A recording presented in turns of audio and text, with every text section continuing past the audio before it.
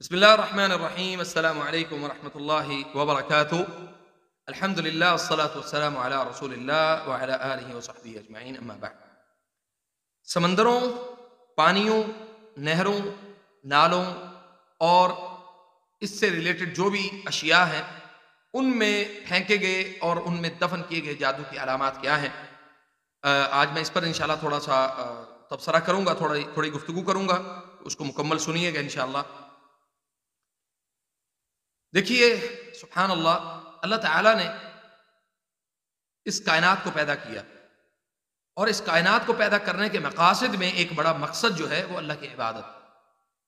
لیکن بنی نوع انسان اور بنی نوع جن، ان دونوں میں سے مختلف لوگوں نے، مختلف ان کی نسلوں نے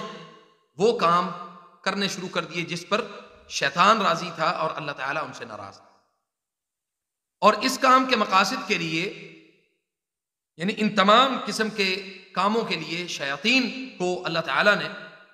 چھوٹ دے دی، یعنی جنات کو، اور جنات سے مراد ابلیس کو اللہ تعالیٰ نے قیامت تک کے لیے چھوٹ دے دی. اور انسانوں کو اللہ تعالیٰ نے یہ بتا دیا کہ یہ میرا دین کا رستہ ہے اور یہ جہنم کا رستہ ہے، یعنی یہ جنت کا اور یہ جہنم. تو جنات اور شیاطین، یعنی جنات اور انسان دونوں میں سے لوگ اس طرح کے شامل ہوئے کہ جنہوں نے اللہ کی نافرمانی کو نعوذ باللہ قبول کیا اور اللہ تعالیٰ کی فرما برداری کو ٹھکرا دیا، اور جن لوگوں نے اللہ کی اطاعت اور فرما برداری کو ٹھکرایا وہ لوگ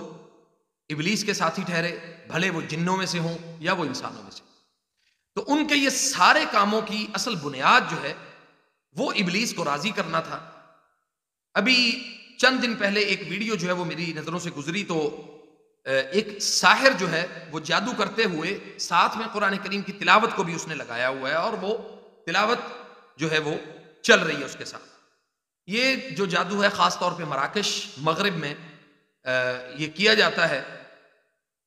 اور اس میں ان کے ہاں کوئی قباحت محسوس نہیں کی جاتی کہ جادو کرنا کوئی کفر کی بات. لیکن اللہ تعالی، نبی صلی اللہ علیہ وسلم نے جو حدیث بیان کی تھی، اجتنبوا سبع الموبقات، اس حدیث میں دوسرے نمبر پر جو سب سے بڑی چیز جس میں اللہ تعالی، نبی صلی اللہ علیہ وسلم نے ہمیں منع فرمایا، وہ سحر ہے، جادو ہے. اب اکثر لوگوں نے ہم سے یعنی ہمیں یہ آ کے بتایا کہ ہمیں اس طرح سے جادو ہمیں گھر سے ملا، یا ان کے جو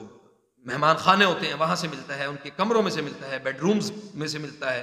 مین گیٹ کے دروازوں سے ملتا ہے. تو یہ سحر، یہ سفلی، یعنی سفلی عملیات اور کالا جو جادو ہے، یہ اس کا دونوں کا ایک مشترکہ عمل ہوتا ہے.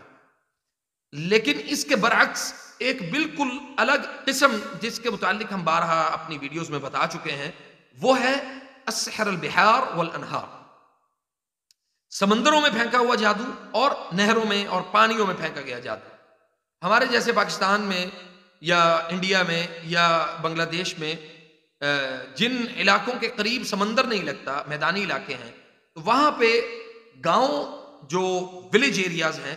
وہاں پہ یہ چھپڑ جسے ہم بولتے ہیں نا، پانی کا، زیادہ پانی کا مجموعہ، جہاں پہ وہ گاؤں کی بھینسیں اور یہ سارے جانور آ کے نہاتے بھی ہیں، یا پورے گاؤں کا پانی وہاں پہ جمع ہوتا ہے. تو بعض جو ہے جادو وہ وہاں پہ بھی پھینکے جاتے ہیں. اور اسی طرح کچھ جو سحر ہیں وہ اسی طرح نہروں میں بہا دیے جاتے ہیں. اور جو سمندری علاقوں کے قریب جو لوگ رہتے ہیں یا میدانی علاقوں والے افراد، خاص طور پہ اس جادو کو لے جا کر کے اس سمندر میں پھینکتے ہیں، جیسا کہ عامل نے ان کو ہدایات کی ہوتی. بعض عامل حضرات جو ہیں یہ کام خود کرنے کے لیے راضی ہوتے ہیں، اور وہ کہتے ہیں کہ ہم اس کام کو مکمل کریں گے اور اس میں یہ آپ کو کرنے کی کوئی ضرورت نہیں ہے. اور وہ اس میں پوری ایمانداری کے ساتھ وہ سحر جو ہے نا، وہ جو بنایا جاتا ہے اس کو سمندر میں پھینکتے ہیں. سمندر میں پھینکے ہوئے جادو کی علامات میں یعنی سب سے پہلے تو یہ سن لیں کہ کن چیزوں کے اوپر جادو کیا جاتا ہے جو سمندر میں پھینکی جاتی ہے. آپ کی انڈر گارمنٹس اور آپ کے پتلے، اور اسی طرح آپ کا لباس اور بنیان، خواتین کے جو انڈر گارمنٹس ہیں وہ، اور بالوں میں لگنے والے کلپ اور تصاویر اور سر کے بال، یہ عام طور پہ اس میں استعمال ہوتی ہیں. اور اس کے ساتھ ساتھ جو چیزیں استعمال کرتے ہیں کہ اس میں جادو کی مدت جو ہے وہ زیادہ سے زیادہ قائم رہے، تو اس کو ایک موم کی کسی یعنی موم کا پتلا بنا کے، تو یہ ساری چیزیں اس کے اندر رکھ دی جاتی ہیں تاکہ اس کو پانی جو ہے وہ نقصان نہیں دے پاتا ہے، اور وہ آہستہ آہستہ اس میں سمندر کے پانی میں، چونکہ وہ پانی نمکین ہوتا ہے تو وہ ڈیزالو ہوتا ہے، اسی لیے سمندر کے پانی سے علاج بھی الحمدللہ اللہ کی توفیق سے موجود ہے۔ اور میں نے اس کے لیے آیات البحار جو ہیں، آیات البحر، وہ میں نے اپلوڈ کی ہوئی ہیں اپنے اسی چینل پہ، آپ وہ جا کے سن سکتے ہیں، اور اس کو سننے کا طریقہ بھی انشاءاللہ میں آپ کو آخر میں بتاتا ہوں۔ اب سمندر میں پھینکے ہوئے جادو کی علامات کیا ہیں؟ ایسے امراض، یعنی ایسے لوگ جن کو سحر کا، جادو کا مسئلہ ہے، اور وہ یہ جان پہچان کرنا چاہتے ہیں کہ ان کو یہ جادو جو ہے وہ سمندر میں، پانی میں پھینکا ہوا جادو ہے، چونکہ یہ جادو ملنا بڑا مشکل ہے، اور اس جادو کو پھینکنے کا، پانی میں پھینکنے کا مقصد صرف اور صرف موت ہے، یا کسی بھی انسان کو قتل کرنا ہے، یا پھر کسی انسان کو کسی بیماری میں مبتلا کرنا ہے، اور بیماری میں مبتلا کرنے کے بعد آہستہ آہستہ اس کو اس دنیا سے رخصت کرنا ہے۔ تو اس کے لیے کیا ہوتا ہے؟ یعنی انتقامی سحر ہے، یہ بھی انتقامی ہوتا ہے، وہ بھی انتقامی ہے دوسرے بھی، لیکن یہ زیادہ انتقام ہے اس کا۔ اب ہوتا یہ ہے کہ ایسے مریض جن کے جادو سمندر میں پھینکے ہوئے ہیں، وہ اکثر سمندر کو گدلا، یعنی گدلا پانی خواب میں دیکھتے ہیں، گندا پانی سمندر میں دیکھتے ہیں، سمندر کا ہے یا نہروں کا ہے، یا ان کے گھروں کے قریب کوئی پانی کا ذخیرہ ہے، تو وہ ان کو گندا پانی ہمیشہ نظر آئے۔ اور اسی طرح دوسری علامت اس کی بڑی یہ ہے کہ وہ شخص زیادہ یعنی اپنے آپ کو اس پانی سے، اپنے نارمل روٹین والے جو گھر میں استعمال کا پانی ہے، اس سے بھی وہ اپنے آپ کو دور رکھتا ہے، وہ بندہ ناپاک زیادہ رہتا ہے، وہ بندہ یا وہ خاتون جس کے اوپر یہ سحر ہوگا، یعنی اگر ہسبینڈ وائف ہیں تو وہ جمع کرتے ہیں، تو جمع کے بعد لمبا لمبا ٹائم جو ہے وہ نہاتے نہیں ہیں، اور وہ نہ نہانا یا اپنے آپ کو غسل جنابت نہ کرنا اس کو پسند نہیں کرتے، پانی سے دور بھاگتے ہیں، وضو کرنے سے ان کو تکلیف ہوتی ہے۔ اسی طرح اگر وہ بائی چانس کہیں ان کو خیال آ جائے کہ جی میں کہیں نہ کہیں تھوڑا بہت تو مسلمان ہوں، تو وہ یعنی وہ قرآن کریم کی تلاوت کے لیے یا اس کے لیے وہ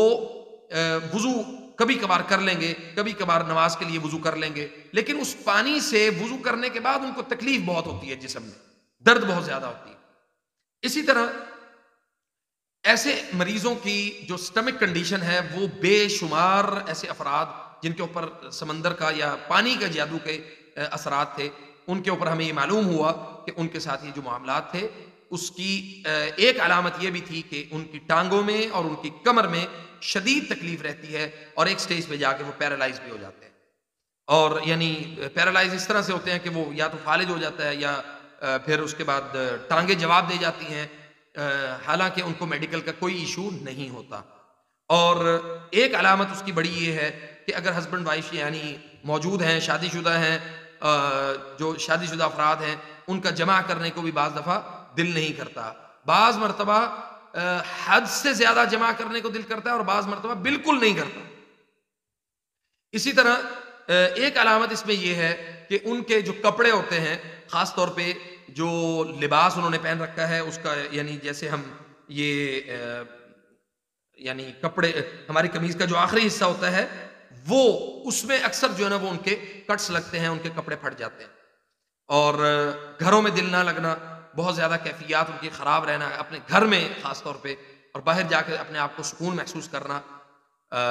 اور یہ سمندر میں پھینکے گئے جادو کی ایک علامت میں بڑی علامت ایک یہ بھی ہے کہ وہ شخص اپنے آپ کو تنہا سمندر کی لہروں کے پاس یا پانی کے پاس یا ایسی ویران جگہوں پر اپنے آپ کو زیادہ پسند کرتا ہے کہ اس کو وہاں پہ تنہائی میسر ہو۔ اب اس کا علاج یہ ہے کہ آپ آیات البحر کو، سمندر کا پانی لے لیں یا سمندری نمک لے لیں، اس کو پانی، اس کے اندر بالٹی میں ایک بالٹی لیں جس میں آپ کے گھٹنوں تک جو ہے وہ یعنی آپ کی ٹانگیں اس میں ڈوب جائیں، اور اس کے بعد آیات البحر جو ہے وہ یوٹیوب سے جا کے اسی چینل سے، میں انشاءاللہ اس کا جو لنک ہے وہ بھی میں نیچے ڈسکرپشن میں دیتا ہوں، تو آپ اس کو بھی